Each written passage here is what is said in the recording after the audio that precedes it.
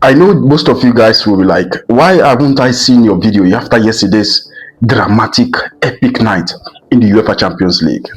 Let me tell you, yesterday I was in Barcelona Stadium. I was at the Camp Nou watching the game, so I couldn't make the videos.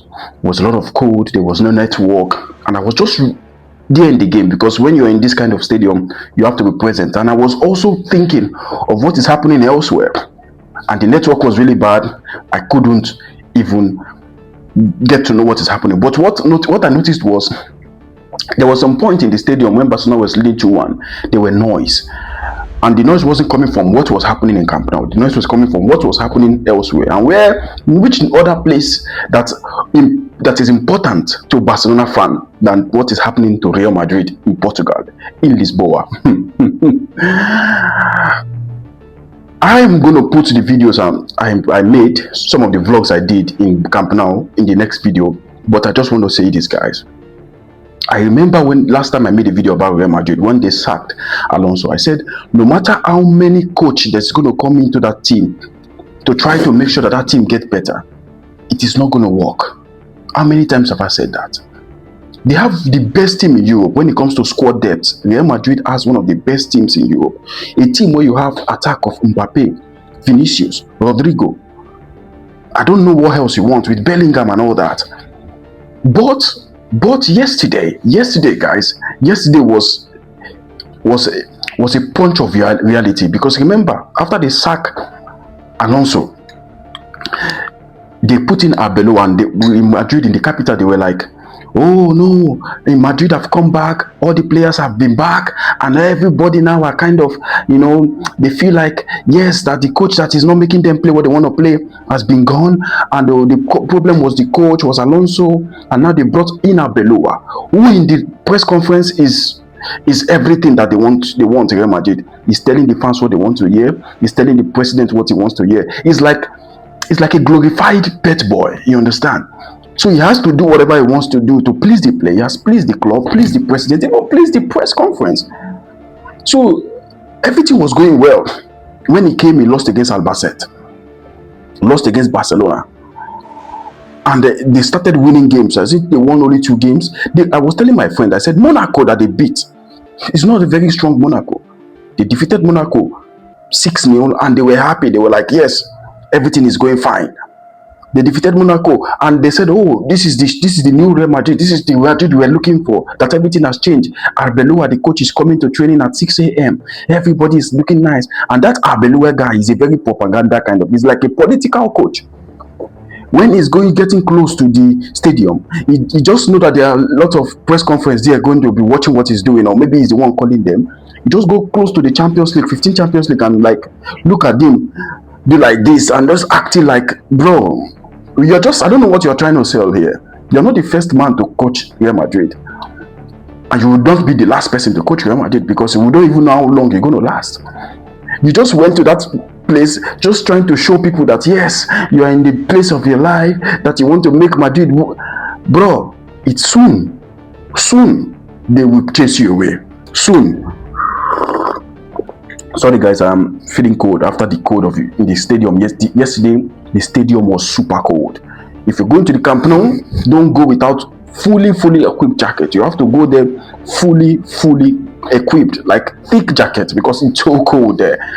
So they won Monaco. They went to Villarreal, and people don't know this about Villarreal. Villarreal is a shambolic team. Villarreal is a team which you cannot trust. Look at where they are in the Champions League. They are out of the Champions League, I think second to the last.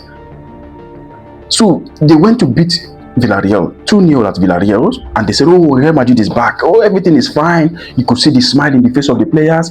Vinicius is back. I'm going to talk about Vinicius and Mbappe, but I'm just telling you the dilemma and the propaganda Real Madrid have been selling to us since Alonso left. Oh, Vinicius is back. Everybody is back. Oh, this is good. Real Madrid is in shambles, and we all know that. Real Madrid are in shambles. No coach is going to come here and do the job, except you remove either of these players, Kylian Mbappe or Vinicius. You don't want to. No Real Madrid want to hear this. No Real Madrid want to hear this because they want to have all the star players and everything working for them. It's not possible. We have seen that with Mbappe in Lionel Messi and Neymar. We have seen that in Mbappe in Cavani. We have seen that in Mbappe in many of these star players. But what happened? It doesn't end up clicking. As much as you love Mbappe, as much as the goals Mbappe gives to you, if you don't win trophies, all the goals doesn't mean nothing. If all the goals Mbappe scores for you, to you mean more than the trophies, honestly, I don't know what Real Madrid are about. Would you prefer somebody who doesn't have a lot of goals but gives you trophies in Vinicius Junior? Prime Vinicius Junior, because it seems now that since the coming of Mbappe, people have forgotten what this guy is. People have forgotten what this guy was. People have forgotten the high-level play this guy has given to you. People have forgotten the exceptional moment he has given to you in Bernabeu. Vinicius in the Champions League, without Mbappe, when Mbappe wasn't there, Vinicius was unplayable. But you brought in a player. You brought in a player into your team, a player which you made him the highest paid over somebody who has given you 2 Champions League. You give a player who has not even won a Champions League in his life over a player who has given you 2 Champions League, who has been the highest goal scorer in the Champions League, who scored in 2 finals, and you're treating him like a second fiddle to a guy who just score you goals, useless goals. Let's put it that way. Because Mbappe is going to score you goals, but will that goal give you trophy? Because when you talk about teamwork, Mbappe doesn't mark. Mbappe doesn't press forward. Mbappe is just give me the ball, or somebody walk out the ball and give it to him, and his default of goal is level. Vini Junior will win you game, but Mbappe single-handedly will not win you game. And this is the bitter truth Real Madrid don't want to accept. This is actually the bitter truth Real Madrid doesn't want to accept. They don't want to accept that looking at this Real Madrid team, they are shambles.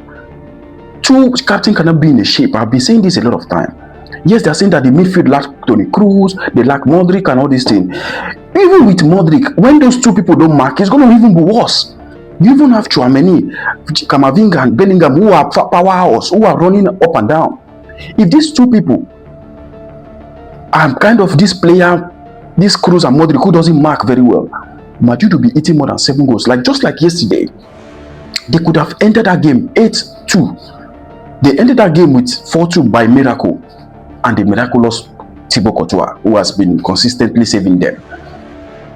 But to be honest with you, I honestly don't know where this Real Madrid mindset is when it comes to this Kylian Mbappe and Vinicius Junior.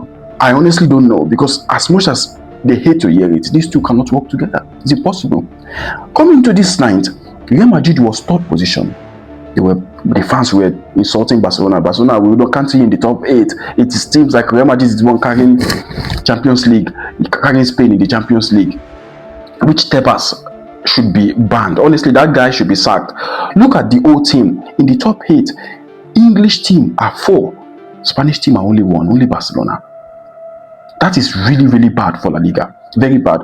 So Real Madrid, before this last group phase game, Real Madrid were making fun of Barcelona. Oh, it was Real Madrid that's carrying Barcelona, blah, blah, blah. Have you forgotten what happened last year? Barcelona were the 2nd, almost the 1st in this group phase of the Champions League. They got to the semi-final. And Real Madrid wasn't even anywhere close. And now Real Madrid, after the game yesterday, now they are in the 9th place. Now they have to play playoff. They have to play playoff. And the playoff is not guaranteed winning. And I hope they give them Atletico Madrid. I honestly hope Real Madrid get to Atletico Madrid. Then they will understand what really, really powerhouse is. Honestly, it was a crazy night. I was just focusing on Barcelona, focusing on the game. The game was interesting. I think that first half, after we conceded the goal, just made everybody focus on the game and trying to animate the players. It was really, really interesting. I was so happy. Jose Mourinho beating this former club, showing them that yes, I'm still your dad. Guys, if you've really enjoyed the UEFA Champions League group phase, guys, give it a like, subscribe to my channel. We're on our way to 1,000. Honestly, guys, without you guys, it's impossible. It's impossible, and I appreciate all the love you guys are showing to me in this channel. I know it's getting better. It's not at the place I want it to be, or we want it to be, but we are getting better little by little. Guys, if you've enjoyed this video, subscribe to it, like it, and also comment on what you think about it. Visca Barca. Hala Madrid.